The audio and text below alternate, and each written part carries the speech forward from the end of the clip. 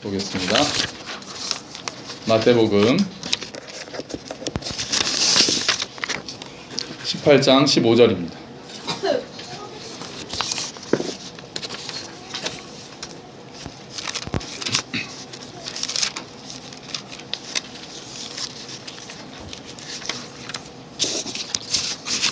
마태복음 18장 15절 말씀입니다.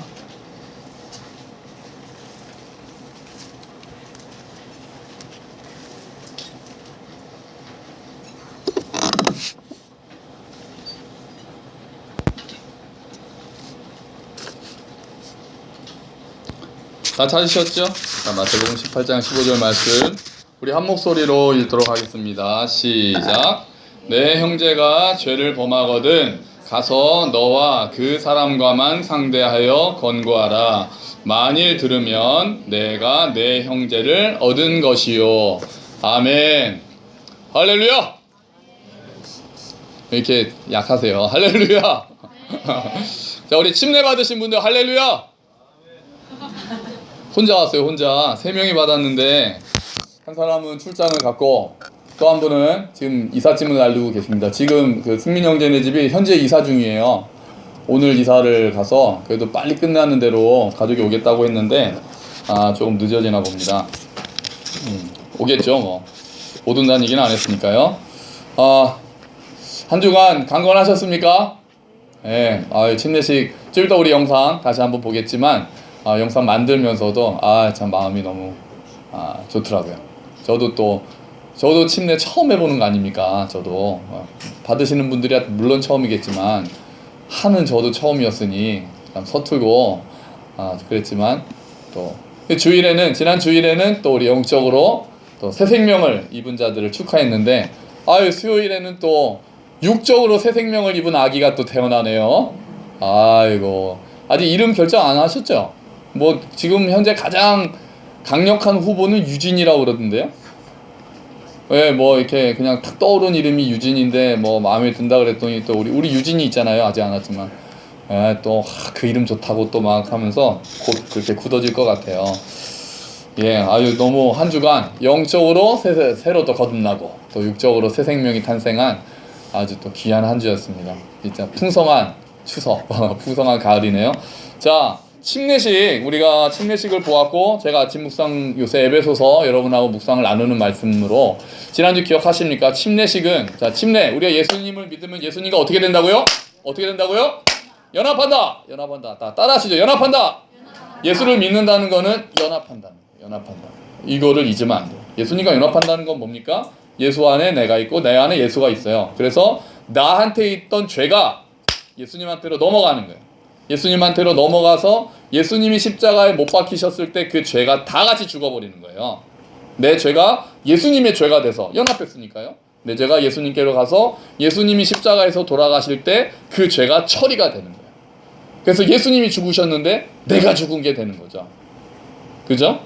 그러면 이제 예수님께 있었던 게 우리한테로 넘어옵니다. 예수님께 있었던 거룩한 의, 그게 이제 우리께 되는 거예요. 그래서 내가 믿음으로 예수님을 주로 고백할 때, 주와 구세주로 고백할 때 우리가 이제 예수님과 연합해서 우리가 원래 죄인이었지만 이제는 용서받은 죄인이 되고 하나님께서 우리를 보실 때 의인이라고 부르십니다. 할렐루야! 믿으십니까? 여러분 죄인입니까? 의인입니까? 그거 확실하게 안 하시면 구원파랑 붙으면 헷갈려져요. 몰라, 또 의인이라 그래도 또 다음 질문이 있어요. 어떻게 해도 빠져나가기 좀 어렵습니다. 제 경험상 도망가는 게 상책인 것 같아요. 자, 의인입니다. 의인. 근데 용서받은 죄인인 거죠. 그러니까 우리가 여기서 이제 우리가 조심해야 되는 게, 자, 우리가 의인이니까요. 의인들이 다 모여있는 이 교회는 얼마나 거룩하겠습니까? 할렐루야!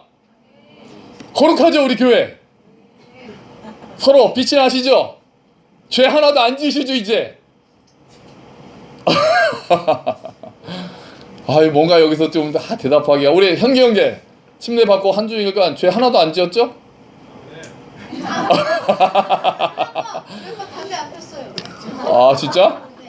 지금까지 금연을 지키고 있어? 성형식도 많이 입었어요.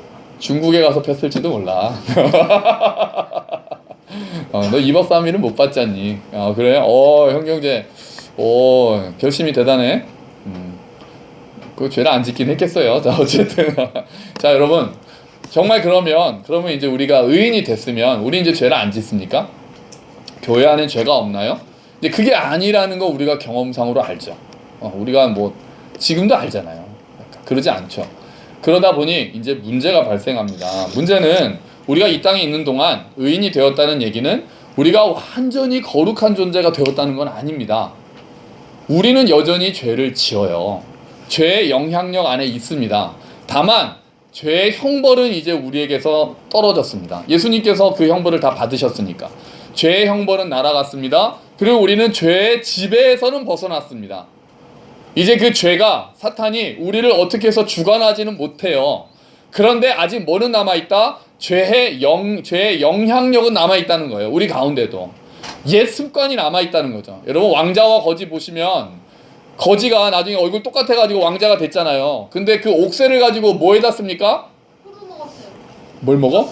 그렇죠. 호두를 까먹잖아요. 그게 그 나라에 정말 중요한 그 옥새인데도 이 아이는 그 어릴 때 그 거지였던 습관이 있어서 왕자로 되었는데도 그 왕자께서 온전히 누리지 못하는 거예요. 이 옛 습관이 그대로 배어있기 때문에. 반대로 왕자는 거지가 됐어도 왕자처럼 굴잖아요. 여봐라 아무도 없느냐. 배어있는 게 있단 말이죠. 우리가 예수님과 연합해서 우리의 죄가 다 처리되고 우리는 이제 죄의 형벌로부터 멀어졌습니다. 그러나 우리 안에는 아직 죄의 습관이 남아있고 우리에게는 죄의 영향이 아직 남아있는 거예요. 그래서 우리가 여전히 같은 죄를 저지르는 경우가 많습니다. 이거는 그래서 이제 우리가 이 땅에 사는 동안은 영적 전쟁이 시작이 된 거예요. 전쟁이 이제 시작한 거고 이 전쟁의 완성은 점점 더 죄의 영향에서 벗어나는 것이 우리가 잘하는 거죠. 더 이제 성령의 열매를 맺게 되고 옛사람을 벗어버리고 날마다 옛사람을 벗어버리고 새사람을 입겠다라고 복음을 나한테 선포해야 되는 거예요. 복음을. 너는 어떤 존재인지는. 내가 이제 더 이상 거지가 아니라는 것을. 내가 더 이상 죄인이 아니라는 것을. 나는 이제 왕의 자녀라는 것을. 할렐루야! 넌 누구의 자녀냐? 하나님. 그렇죠. 하나님의 자녀죠. 왕의 자녀인 거예요. 왕의 자녀. 우리의 아이들이지만 하나님의 자녀인 거죠.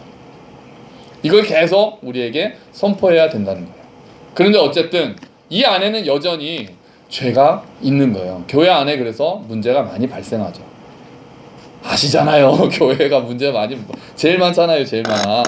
그러다 보니 옛날 습관대로 살고 그러니까 교회에 문제가 많은, 교회에 범죄가 많은 이유는 여러 가지가 있습니다. 일단 딱 생각할 수 있는 거는 아직 거듭나지 않은 사람들이 교회엔 여전히 많이 있어요. 많이 있습니다. 교회에 아직 거듭나지 않은 사람들이 많이 있습니다. 아직 교회를 오래 다녔지만 거듭나지 않을 수 있잖아요. 예수님을 나의 주인이라고 생각을 못하고 사는 거죠. 교회에 그냥 어릴 때부터 문화처럼 다녔지만 정말 그냥 정말 뭐가 믿는 건지 생각 안 하고, 그래서 제가 침례는 좀 빡세게 줘야 된다, 좀 그렇게 생각하잖아요. 그러니까 그런 사람들이, 또는 저 사람이 거듭났을까 안 났을까를 우리가 딱 밖에서 본다고 알 수 있는 건 아니니까요. 거듭났더라 하더라도 너무 신앙이 어린 사람들 또한 많이 있는 거죠. 아직 옛 습관이 너무 많이 남아있는 거예요. 그래서 이전의 습성대로 자꾸 하려고 하니까 교회 안에서는 여전히 문제가 발생을 하는 거죠. 그러면 이런 문제는 어떻게 처리해야 될까요? 교회에 이런 문제가 나타났을 때, 교회에 우리 지체 중에 누군가 범죄를 저질렀을 때 우리는 어떻게 해야 하겠습니까? 교회에서는 죄를 지은 사람이 있으면 어떻게 해야 되겠습니까? 정말 어려운 문제입니다. 정말 어려운 문제입니다. 제발 우리 교회는 그런 일이 없으면 좋겠습니다만 그럴 수는 없지 않겠어요? 우리가 다 똑같은 죄인들인데, 의인이지만 죄의 영향이 남아있고 죄의 습관이 있는 자들이니까 우리가 미리 생각을 해둬야 하는 거죠. 아직까지는 그런 일이 없고, 아직까지는 저희 교회를 떠나신 분들 중에 뭐 싸워서 또는 죄를 짓거나 상처를 받아서 떠나신 분들은 없고, 다 좋게 뭐 이민 가고 뭐 결혼해서 지방 가고 뭐 이런 거는 괜찮잖아요. 이런 거 그래도 뭐 서로 축복해주면서 또 헤어질 수 있고 다시 만날 수 있으니까요. 자, 그러면 교회 안에서 죄가 발생하고 문제가 발생할 때 어떻게 해야 되느냐가 이제 교회가 실제적으로 해야 되는 어려운 문제가 됩니다. 굉장히 미묘한 문제고, 사실은 이거를 악용하는 경우들이 너무나도 많이 있어서 마음이 아픈 경우도 많지만 일단 우리가 잘 알고 있어야 되는 거죠. 자, 교회 안에 문제가 있다. 처음에 어떻게 하는 게 원칙이라고 생각하십니까? 승환아, 너는 교회 안에 뭔가 문제가 발생하면 어떻게 하는 게 좋을 것 같니? 누군가 잘못을 하면 어떻게 하는 게 좋을 것 같아?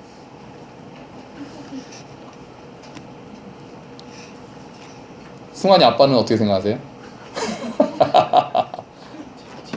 잘 지켜봐요. 지켜봐요. 우리 다 쉽게 생각할 수 있는 건데요. 교회에서 어떤 문제가 발생하면 교회에서는 어떻게 하라고 먼저 얘기합니까? 추방. 뭐 추방? 추방. 야, 너무하다. 교회에서는 보통 참으라고. 그렇죠. 참으라 그러고 사랑하라 그러고 용서하라 그랬죠. 이게 대원칙이잖아요. 사랑하고 용서하기. 근데 이게 맞아요. 근데 왜 이 대답이 먼저 안 나오죠? 그러시면 안 되는데. 일단 교회 안에 뭔가 죄가 있을 때 드러나면 사랑하고 용서하고 이게 일단 우리의 원칙이 돼야죠, 교회에서는. 그런데 이거를 이제 악용되는 경우가 있어서 문제가 발생을 해요. 이게 사랑하고 용서한다는 게 죄를 그러니까 마음대로 져도 괜찮다라는 선언이 아니잖아요. 그죠? 사랑하고 용서한다는 게 이전까지의 죄는 묻지 않겠다는 의미가 있어요. 이전까지 전에 이런 거에 대해서 얘기를 안 하는 거예요. 그런데 그러니까 이제 너는 또 죄 지어도 돼. 이건 아니잖아요. 그러니까 용서하고 사랑한다는 게 죄를 짓도록 조장해주는 핑계가 되는 게 아니라 용서하고 사랑한다는 원칙과 함께 가야 되는 게 있는 거예요. 그거를 오늘 예수님이 하시는 말씀들이 있는 거죠. 단계가 있습니다. 단계가. 오늘 15절이 그 첫 번째 단계입니다. 한번 읽어볼까요? 우리 18장 5절 15절이요. 다시 한번. 그게 딱 첫 번째 단계거든요. 같이 읽어보겠습니다. 시작. 내 형제가 죄를 범하거든 가서 너와 그 사람과만 상대하여 권고하라. 1단계입니다. 아멘. 자, 내 형제가 죄를 범하거든 가서, 네가 가라는 거예요. 여기서 너가 누굽니까? 너의 형제가 죄를 범하면 네가 가라 이거예요. 여기서 네가 누굽니까? 너가 누굽니까? 그게 너가 난데 어떤 사람입니까? 이 너는 일단 그 죄의 피해자입니다. 그 사람이 어떤 사람이 죄를 저질러서 피해를 입은 피해자가 1차적인 원칙이에요. 그래서 많은 성경에는 너에게 죄를 범하거든 네가 가라 이렇게 되어 있습니다. 번역에도 다양한 번역들이 있고 사본들에 보면은 여기서는 그게 빠졌잖아요. 내 형제가 죄를 범하거든. 그런데 그 안에 내 형제가 내게 죄를 범하거든 이렇게 되어 있는 성경이 많아요. 그러니까 1차적으로 어떤 사람이 죄를 저질렀을 때 그 사람한테 찾아가야 되는 사람은 피해자인 거예요. 피해자가 먼저 가는 거예요. 또는요, 피해자 말고 또 누가 있을까요? 가해자는 아니지. 가해자는 목사가 아닙니다. 목사가 아니에요. 목사가 1단계에서 개입하는 거 아닙니다. 1단계는 피해자가 아니더라도 누가 있을 수 있을까요? 그러니까 목격자예요. 목격한 사람, 그 사람이 가라는 거예요. 자, 여기서 우리가 알 수 있는 첫 번째 원칙은 뭐냐? 모든 사람이 이 대상이 된다는 거예요. 그러니까 누군가에게 가서 잘못을 형제에게 죄를 지적할 때 목사가 가는 게 아니라는 거예요. 장로님이 가시는 게 아니라는 거예요. 1단계는. 그거는 3단계. 그거는 3단계예요. 또는 2단계. 1단계에는 그 죄를 당한 사람 또는 그 죄를 본 사람, 그 사람이 가는 거예요. 그 사람이. 모든 사람에게는 교회를 지켜야 될 의무가 있는 거예요. 여러분들 이게 솔직히 생각해보세요. 이게 얼마나 어렵습니까? 싫은 소리 하라는 얘기잖아요. 그죠? 내가 싫은 소리를 해야 된다는 거예요. 형제 자매한테 당신이 이거는 하나님 앞에서 옳지 못한 것 같아요 라는 얘기를 해야 된다는 거거든요. 이게 쉽습니까? 안 쉽죠. 좋은 얘기하는 게 훨씬 쉽죠. 하나님이 당신 사랑하세요. 하나님이 당신에게 복을 주세요 하는 게 훨씬 쉽죠. 말해도 상대방도 좋아하고 나도 기분 좋아지고. 근데 가서 싫은 소리를 하는 거는 이게 보통 어려운 게 아니에요. 싫은 얘기를 또 들어야 되잖아요. 네가 뭔데라고 하거나. 그러니까 이게 다 전제가 있어요. 그래서 교회가 제가 자꾸 말씀드리는 게 한 가족이 된다, 하나가 된다라고 하면 생각보다 이 얽히는 그 강도가 셉니다. 자, 여기서 우리가 모든 사람이 가서, 그러니까 누가 피해자가 됐던 목격자가 됐던 누구든지 가서 그 사람한테 당신의 잘못을 이야기해 줘야 된다는 얘기는 여기서 우리가 뭐를 하지 말라는 얘기냐? 그냥 지나치지 말라는 이야기가 들어있습니다. 교회 안에 일어나는 죄를 보고 그냥 지나치면 안 된다는 거예요. 여러분, 요즘 세상이 험해서 안 끼어들잖아요. 여러분, 길거리 가다 싸움 나면은 끼어들어서 말리시나요? 이제 점점 하기 힘들죠. 뭐 편의점 앞에서 뭐 담배 피우는 10대 애들을 나무랐다가 뭐 맞아서 뭐 사망한 뭐 40대 막 이런 거 막 나오잖아요. 이제 점점 더 이제 뭐 하면은 그냥 안 보죠. 이렇게 눈도 안 마주치고. 요즘 10대 무섭잖아요. 10대 6학년 제일 무섭잖아요. 6학년 이제 중학생도 아니, 중2는 외계인이고 6학 무섭기는 6학년. 이게 눈도 안 마주 이렇게 되잖아요. 그럼 어떻게 생각합니까? 교회 안에서도요. 저도 그런 얘기 들었어요. 전에 어떤 교회에서 그러니까 문제가 좀 생겼는데 뭐라고 하냐면은 저한테 그 얘기를 하면서 그럼 가서 얘기해요. 그랬더니 뭐 내가 평생 볼 사람도 아닌데요. 이렇게 얘기하는 거예요. 평생 볼 사람도 아닌데 굳이 싫은 소리에 가면서 관계를 맺고 싶진 않다 이 얘기죠.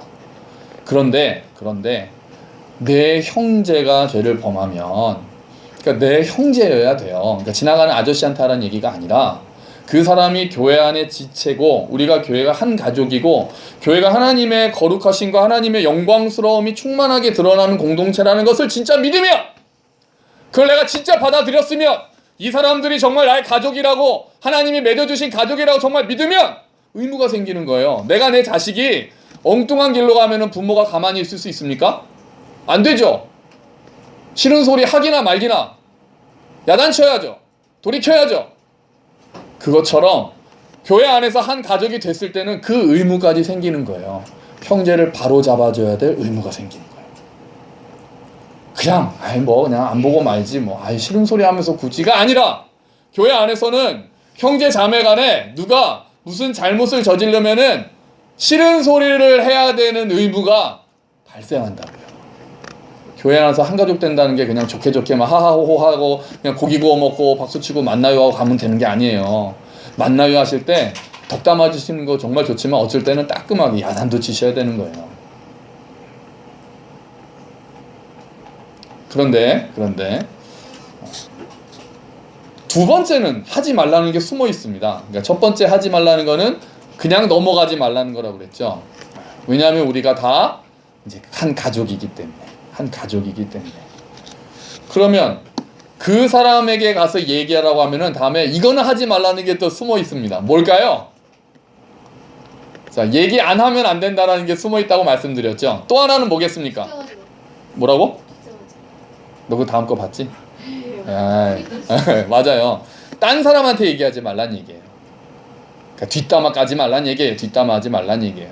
형제가 잘못한 걸 보고 그 당사자한테 가서 이러이러한 것은 형제가 잘못한 것 같습니다 라고 이야기하지 않고 딴 사람한테 얘기하는 경우가 너무 많은 거예요. 우리는 이게 문제, 교회 제일 큰 문제. 말이 돈다는 거. 교회가 제일 잘 돌아요. 제가 오늘 한 말 내일이면은 저한테 다시 돌아요. 다 돌고 저한테 돌아요. 그 또 제대로 돌아오기나 합니까? 우리 게임 해보면 알잖아요. 이렇게 말 전달하면 꼭 있는 말 빠지고 없는 말 들어가고 해서 전혀 처음과 다른 말이 돼가지고 나타나잖아요. 교회 안에서 어떤 일들을 가지고 그거를 당사자한테 이야기하지 않고 그 사람과만 상대하라는 게 이게 1단계 중요한 원칙이 되는 거예요. 그냥 좋은 게 좋은 거니까 그냥 못 본 걸로 하고가 아니라 그거에 대해서 이야기는 해야 하는데 그거를 가지고 또 다른 사람들한테 가서 또 뒷담화를 하고 또 집사님 원래 그래 그 사람 맨날 그래 해가지고 다른 사람들을 가십거리로 올려서 이야기하는 것이야말로 교회 하나됨을 깨는 아주 나쁜 일이 되는 거예요. 그 사람과만 이야기하라. 이 안에 이 두 가지 말이 다 들어있는 거예요. 지나치지도 않고 하지만 그 사람에게만 가라. 이게 중요한 거죠. 아직 이 단계에서는 목사한테도 얘기하는 게 아니에요. 사모님한테도 얘기하는 게 아니에요. 권사님, 장로님 아니에요. 그냥 내가 그거를 본 사람. 이게 한 명이라도 퍼져나가면은 비밀 유지가 점점 더 어렵잖아요. 이게 알고 있으면 아무리 내가 비밀을 지켜야지 해도 그냥 나오잖아요. 아시잖아요. 그냥 비밀을 그 일부러 말하려는 게 아니다 보니 확 이렇게 나오잖아요. 그러니까 모르는 게 상책이죠. 비밀 유지에는. 그러니까 처음에는 그거를 알고 아는 그 사람. 아직 다른 사람이랑 의논할 필요가 없는 거예요. 처음에는. 그런데 그렇게 할 때 추가로 가지고 있어야 할 자세가 갈라디아서 6장에 있습니다. 우리 주보에 있습니다. 주보 한번 보시죠. 주보 갈라디아서 6장 1절입니다. 갈라디아서 6장 1절 같이 읽겠습니다. 시작. 형제들아 사람이 만일 무슨 범죄한 일이 드러나거든 신령한 너희는 온유한 심령으로 그러한 자를 바로잡고 너 자신을 살펴보아 너도 시험을 받을까 두려워하라. 아멘. 자, 형제들아 사람이 만일 무슨 범죄한 일이 드러나거든 교회 안에서 어떤 형제가 범죄한 일이 드러나거든 신령한 너희는 우린 다 신령한 사람들입니다. 성령 하나님이 안에 계시니까요. 자, 어떻게 해야 된다고요? 온유한 심령으로 그러한 자를 바로잡으라. 중요한 태도가 들어있는 거예요. 온유함이 꼭 있어야 되는 거예요. 그러니까 죄를 지적을 안 하는 게 아닌데 그리고 혼자 가서 하되 온유한 심령으로 바로잡아야 된다는 거예요. 여기가 또 잘 안 되는 경우가 많은 거예요. 우리가 욱해가지고 얘기, 특히 피해 입은 사람이 온유한 심령으로 말하기 정말 얼마나 어렵겠습니까? 일단 성질이 나고 화가 분노가 우리 안에 있잖아요. 그래가지고 막 쏟아내기 좋잖아요. 막 지적질을 하기가 좋잖아요. 우리가. 근데 그게 성경에서 말하는 원칙에 위배되는 거예요. 잘못된 것을 바로 잡을 때 항상 온유한 심령으로 가라. 온유한 심령으로 온화한 태도로 가야 되는 거예요. 부드럽게 권면해야 되는 거예요. 그래서 오늘 본문 말씀에 권고하라라고 그러잖아요. 권고하라. 권고하라는 말이 뭐 이렇게 권고하라는 말의 그 뜻은 잘 타일러서 깨닫게 하다 이런 뜻이에요. 뭐 비난하다 이런 얘기가 아니라 그 사람과만 상대하여 권고하라는 얘기는 뭐 비난하다 비판하다 이런 의미가 아니라 잘 타일러서 깨닫게 하다 충고하다 이런 의미거든요. 그러니까 피해를 받은 사람이나 죄를 목격한 사람은 찾아가서 온유함으로 잘 이야기해 줘야 된다는 거죠. 온유함으로. 오죽하면 이런 책이 다 나왔겠습니까? 보시죠.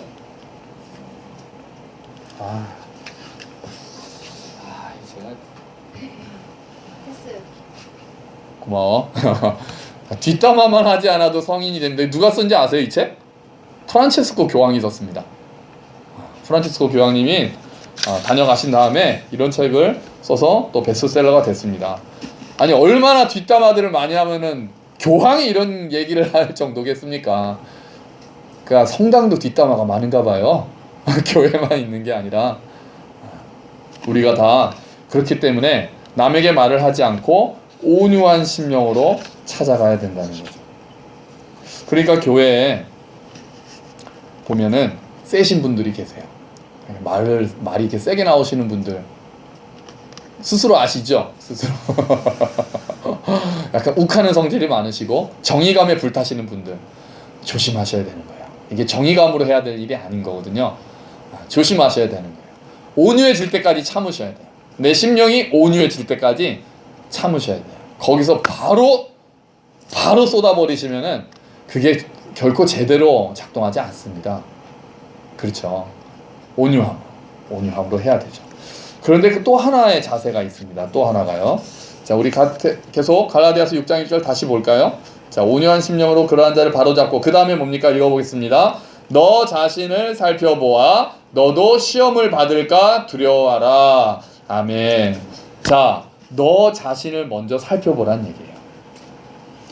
어떤 형제가 잘못을 했을 때 그 사람을 바로잡는 것도 필요하지만 너도 동일한 잘못을 저지를 수 있다는 것을 인정하고 혹시 나에게는 그런 일이 없는가를 잘 생각하고 돌이켜보라는 거예요. 이게 항상 선행되어야 된다는 거예요.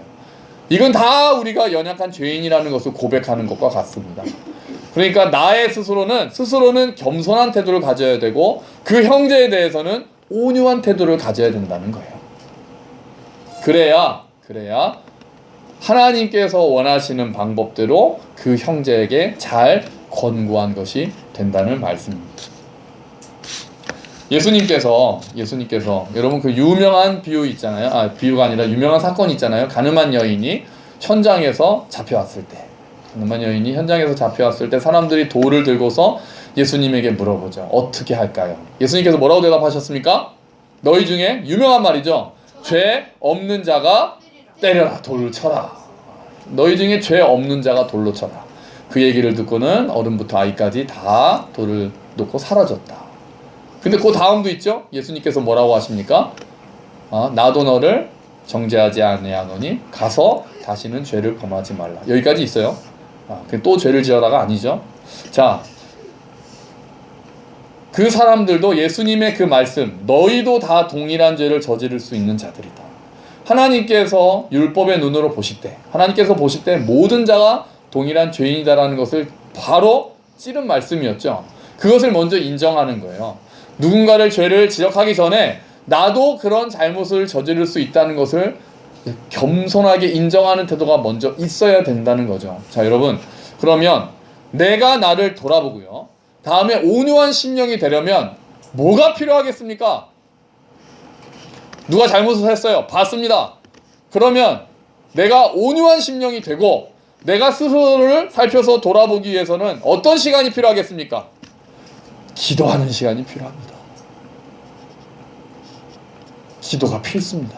여러분, 잘못을 지적할 때는, 교회 안에서 누군가의 잘못에 대해서 이야기할 때는 먼저 하나님 앞에 나아가서 애통하며 하는 기도가 반드시 선행되어야 합니다. 기도로 여과되지 않은 감정들, 기도로 정제되지 않은 단어들, 그런 말들이 나가서 오히려 상처를 주고 분열을 일으키는 거예요. 그런 말이 정죄의 화살이 돼서 날아가는 거죠. 그렇지 않고 내가 먼저 하나님 앞에 애통해야 합니다. 내가 동일한 죄를 지을 수 있는 자임을 먼저 하나님 앞에 겸손하게 고백해야 합니다. 그리고 내가 온유한 심령으로 그 형제에게 나아갈 수 있도록 하나님께 간구해야 합니다.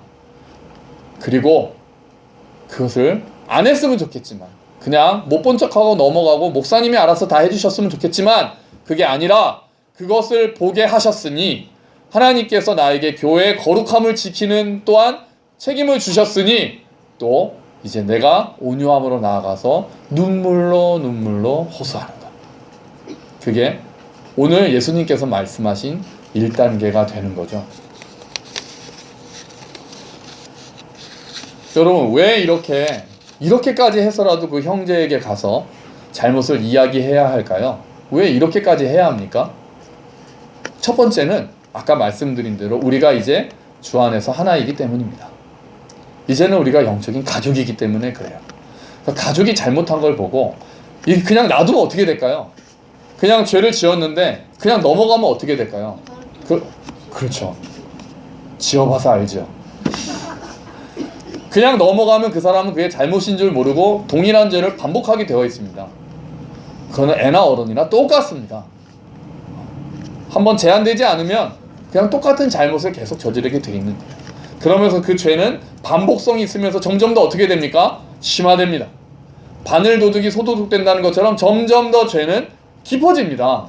그러면 그 형제가 하나님으로부터 떨어져 나가는 거죠. 그러면 안 된다는 거예요. 여러분, 제가 이제 함께 걷는 교회 가족이 되신 여러분은 어떤 권리가 생기고 어떤 의무가 생겼다고 말씀드렸습니까? 사랑받을 권리가 생기고 사랑할 의무가 생기는 겁니다. 그 사랑 안에는 형제의 잘못을 바로 잡아줘야 된다는 의무가 들어가 있는 거예요. 그 형제가 하나님으로부터 멀어지고 하나님 나라로부터, 하나님 나라에서 누려야 할, 당연히 마땅히 누려야 하는 그 복에서부터 떨어져 나가는 것을 막아줘야 할 책임이 우리 모든 가족들에게 있기 때문이에요. 그래서 싫은 소리를 해야 될 때가 있는 거예요. 싫지만, 난 그거 안 했으면 좋겠지만 하나님께서 그 책임을 우리 모두에게 주신 거예요. 어떤 집사님, 장로님, 권사님, 리더, 팀장, 목장 준 게 아니라 모든 자들에게 주신 거예요. 이거 다른 사람한테 퍼뜨리기 전에 먼저 그것을 본 내가 찾아가서, 싫은 소리지만 먼저 너 스스로를 돌아보고 온유한 심령으로 살펴보고 겸손하게 이야기하라. 모든 자에게 주어진 의미인 거죠. 그 형제를 사랑하기 때문에 그렇게 우리가 가서 그 형제를 권고해야 합니다. 또 하나의 이유는 무엇이겠습니까? 또 하나의 이유는 그 잘못을 지적하고 고치지 않으면 그 죄는 이제는 어떻게 될까요? 지어본 사람 어떻게 돼? 좀 더 죄가 커지고 다음에 어떻게 됩니까? 퍼집니다. 다른 사람에게 그 죄가 넘어갑니다. 죄가 누룩과 같아서 교회 안에서 어떤 죄가 처리되지 않으면 이제 저래도 되는구나 그러고 비슷비슷한 죄들이 교회 안에 막 일어나는 거예요. 그래서 교회의 거룩함이 부서지는 거죠. 예수 그리스도께서 자기의 피를 주고 만드신 우리의 교회가 아닌 하나님의 교회, 예수 그리스도께서 주인 되신 이 교회가 오염되고 결국은 무너지게 되는 거죠. 그래서 모든 우리는 하나님 안에서 하나님의 자녀가 된 모든 우리는 형제를 지켜야 될 의무가 있을 뿐더러 우리 교회를 지켜야 될 의무가 있는 겁니다. 이것 또한 목사에게 주어진 게 아닌 거예요. 목사에게만 주어진 게 아닌 거예요. 모든 자들이 이 마음을 같은 마음을 가져야 되는 거예요. 근데 생각해 보면 우리가 정말 우리 교회를 사랑한다면, 우리가 정말 이 모임, 우리 공동체를 사랑한다면 이 공동체 안에 죄악이 일어나는 일들을 가슴 아파하지 않겠습니까? 우리 교회 안에 이런 일은 일어나면 안 되는데라는 마음이 들지 않겠어요? 교회를 사랑하지 않으면 내 교회 떠나면 되지 이런 얘기할 거 아니에요. 근데 그게 아니라 정말 이 교회가 하나님께서 세우신 교회라는 마음을 가지고 정말 이 교회가 너무나도 내가 소중해하고 내가 사랑하는 사람들이 모여있는 공동체라는 확신이 내 안에 있으면, 그렇게 해서 내가 이 교회에 일원이 되어 있으면 그 죄가 와서 교회 안에 퍼져가는 것을 어떻게 보고 있겠냐고요. 그러지 못하는 거죠. 여러분, 교회 안에 잘못들 여전히 많이 일어납니다. 당연합니다. 잘못이 안 일어나면 가장 좋겠지만 그럴 수야 있겠습니까? 우리가 다 실수하고 다 연약하고 다 넘어지는 자들인 걸 우리 뻔히 알잖아요. 그 다음은 그런 일이 일어났을 때 교회가 어떻게 해야 되는가에 대해서 우리가 생각을 하고 있어야 되는 거예요. 이게 그냥 덮어주면 돼. 교회인데 교회에서 그런 거 지적하면 됩니까? 교회에서 그런 거 너무 그렇게 하면 되나요? 이 교회는 사랑이 없어. 아니요. 사랑이 있어서 그런 거라니까요. 그냥 덮고 넘어가면 그 죄가 더 커지기 때문에, 그냥 덮고 넘어가면 그 죄가 다른 형제들에게까지 오염되기 때문에, 그거를 보고 있을 수가 없어서 사랑하기 때문에 그 죄에 대해서 이야기할 수밖에 없는 거예요. 그를 위해서, 그의 영혼을 위해서, 그리고 교회를 위해서, 하나님이 세우신 이 교회가 정말 흠도 없이 티도 없이 하나님 앞에 설 수 있게 되기를 위해서 이런 일들을 감당해야 되는 경우가 있다는 거죠. 하지만 온유함으로. 이게 잘못돼서 내가 옳다는 걸 증명하는 식으로 되면 안 돼요. 나는 안 그러는데 넌 왜 그래? 이런 식으로 되면 안 돼요. 억울함으로 호소하는 것도 안 좋아요. 화가 나서 이런 일이 있다니 분노하는 것도 안 좋아요. 온유함으로. 내가 먼저 나를 돌이켜보고 하나님 앞에 그 형제를 위해서 애통하고 주께서 세우신 이 교회 주님께서 지켜달라고 간구하고, 그리고는 정말 어렵지만 하나님께 지혜를 구하면서 그 자를 찾아가서 이러이러한 일들은 아무래도 좀 아닌 것 같다라는 이야기를 할 수 있어야 된다는 거죠. 그게 교회를 지키고 형제를 사랑하는 한 방법인 거예요. 여러분, 하나님께서 우리에게 교회를 허락하셨습니다. 할렐루야! 여러분, 교회를 사랑하십니까? 얼마나 소중합니까? 얼마나 소중한 교회입니까? 예수님께서 자기의 피로 사신 교회 얼마나 소중합니까? 근데 이 교회들이, 이 땅의 수많은 교회들이 똑같은 죄로 오염되고 똑같이 분열되고 싸우고 시기하고 질투하고, 바울이 하지 말라고 그랬는데 세상 법정에다가 막 고소해가지고 얼마나 그게 우리 가슴을 아프게 합니까? 얼마나 하나님 눈에서 피눈물이 나시겠습니까? 그렇게 되지 않도록 우리가 그 전에 막아야죠. 그 전에 작은 잘못이 있을 때, 물론 모든 죄, 이게 또 지혜가 필요하다는 건 미리 말씀 안 드려도 알겠죠. 죄에 따라서 우리가 정말 애통해 하면서 그것을 위해서 기도하고 회복시켜 주시기를 간구하면서 온유함으로 권면할 때, 그것을 듣는 자들은 또 어떤 태도여야 합니까? 정말 그 사람이 나를 사랑해서 한다라는 것을 알면 또 그걸 수긍하게 되는 거예요. 지금 막 이렇게 얘기하면 그걸 받아들일 수 없는 강팍한 마음이 되지만, 그 사람이 어떤 태도로 어떻게 기도하고 찾아왔다는 걸 알면 같이 눈물을 흘리는 게 되는 거죠. 그럼 그 결과가 뭡니까? 마태복음 우리 본문 마지막으로 다시 한번 읽어볼게요. 다시 한번 읽어보겠습니다. 시작. 내 형제가 죄를 범하거든 가서 너와 그 사람과만 상대하여 권고하라. 만일 들으면 내가 내 형제를 얻은 것이요. 아멘. 그렇게 했을 때 들었겠죠. 온유한 심령으로 자기를 살펴보고 기도로 하나님 앞에 다 토설한 다음에 온유한 마음을 가지고 나아가서 이야기할 때 그 진정이 보일 때 듣지 않겠습니까? 맨날 나가지고 그냥 꼬치꼬치 보면 야단치고 이런 사람들만 누가 들어요? 안 듣죠. 그런데 그 사람의 온유한 마음 속에서 나를 향한 사랑의 그 눈물이 배어 있을 때 그걸 듣는 사람이 그 다음에 그걸 또 알게 되는 거죠. 그리고 들으면 어떻게 된다고요? 그 형제를 얻은 것이다. 할렐루야! 권고의 목적이 이겁니다. 형제를 얻기 위해서예요. 그 사람을 야단치기 위해서가 아닙니다. 내가 옳다는 걸 드러내기 위해서가 아니에요. 그 형제를 얻기 위해서입니다. 그 형제가 혹시라도 공동체에서 떨어져 나가고 하나님의 은혜에서 떨어져 나가는 자가 될까봐 두려운 마음으로 나가는 거예요. 사랑하는 마음으로 나가는 거예요. 그리고 교회를 얻게 되는 거예요. 교회의 거룩함을 얻게 되는 거죠. 이런 무거운 책임이, 이런 막중한 책임이 여기 계신 모든 분들에게 주어져 있다는 거죠. 이 교회 반드시 이깁니다. 제가 처음에 설교했던 것처럼. 하지만 이 교회를 넘어뜨리기 위해서 애를 쓰고 있는 악의 영들이 너무나도 많습니다. 많이 하는 일 중에 하나가 교회 안에 죄를 침투시키는 거죠. 핍박은 오히려 교회를 깨끗하게 하고 강하게 하기 때문에 교회를 속에 죄를 침투시키는 방법이 훨씬 더 잘 먹힙니다. 그때 우리가 깨어 있어야 돼요. 그거를 막 추방하고 쫓아내고 정죄하는 것이 아니라 사랑하고 용서하되 그것이 먼저 온유함으로 권면되고 그 죄에 대해서 회개가 일어나고 그래서 그 형제를 얻어갈 때 그건 모든 교회들이 알게 되는 거예요. 그러면 그 형제가 다시 이게 정말 얼마나 교회 안에서 중요한 일인지를 깨닫게 되는 거죠. 그리고 서로 더 같이 교회를 세워가는 것입니다.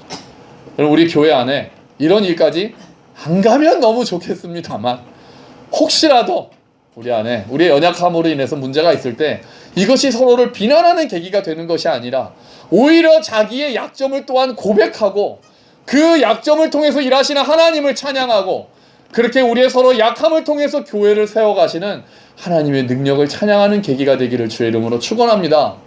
정말 그 사랑이라는 게 그냥 좋은 게 좋은 거고 그냥 기분 좋을 때 모여가지고 막 즐겁게 얘기하다 흩어지는 그런 정도의 사랑이 아니라 힘들 때 같이 있고 어려운 사람을 바로잡아줘야 되는 그 어려움까지도 포함한 사랑임을 그것이 정말 어렵지만 진정한 사랑임을 깨닫게 되는 계기가 되기를 주의 이름으로 축원합니다. 그렇게 될 때 우리가 형제를 얻을 것입니다. 그렇게 될 때 우리가 이 거룩한 교회를 잘 지키고 주님 앞에 끝까지 함께 걸어갈 수 있을 것입니다. 우리 교회 안에 이런 일들이 날마다 일어나기를 항상 스스로를 살펴보고 온유함으로 나아가고 그래서 형제를 얻고 교회를 세워가는 일들이 우리 가운데 풍성히 일어나기를 주의 이름으로 축원합니다. 아멘. 같이 기도하죠.